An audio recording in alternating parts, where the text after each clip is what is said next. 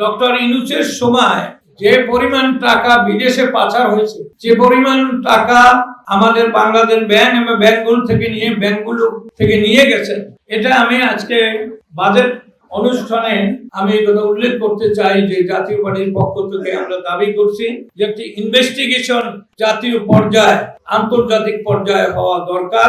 দেশকে এগিয়ে নিয়ে যাওয়ার জন্য বাজেট প্রণয়ন করতে হয়, এটা সরকারের অঙ্গীকার।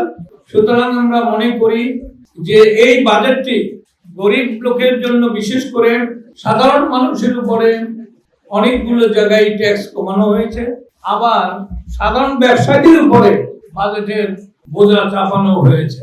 সাধারণ ব্যবসায়ীরা তারা জীবন যাত্রায় শুরুতেই যদি বাজেটের আঘাতপ্রাপ্ত হয়, অর্থাৎ ট্যাক্স বইতে হয়, সেখানে আগানো কঠিন হবে।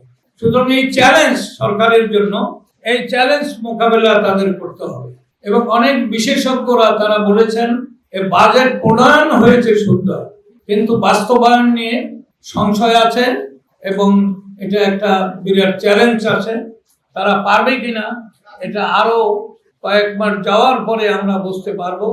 কারণ যে 140 কোটি ভর্তুকি ঋণ, যেটা তারা এর আগেই ইউনূস সরকার গ্রহণ করে গেছেন এবং সে টাকা কোথায় গেছে এটার হিসাব তারেক রহমান সাহেবের সরকার দিবেন। কিন্তু একটা লুটপাটের সময় গেছে। ডক্টর ইউনূসের সময় যে পরিমাণ টাকা বিদেশে পাচার হয়েছে, যে পরিমাণ টাকা আমাদের বাংলাদেশ ব্যাংক এবং ব্যাংকগুলো থেকে নিয়ে গেছেন, এটা আমি আজকে এই বাজেট অনুষ্ঠানে আলোচনায় আমি এই কথা উল্লেখ করতে চাই যে জাতীয় পার্টির পক্ষ থেকে আমরা দাবি করছি যে একটি ইনভেস্টিগেশন জাতীয় পর্যায়ে, আন্তর্জাতিক পর্যায়ে হওয়া দরকার। কারণ তারা এসে দেশে কোনো উন্নয়নমূলক কাজ করে নাই।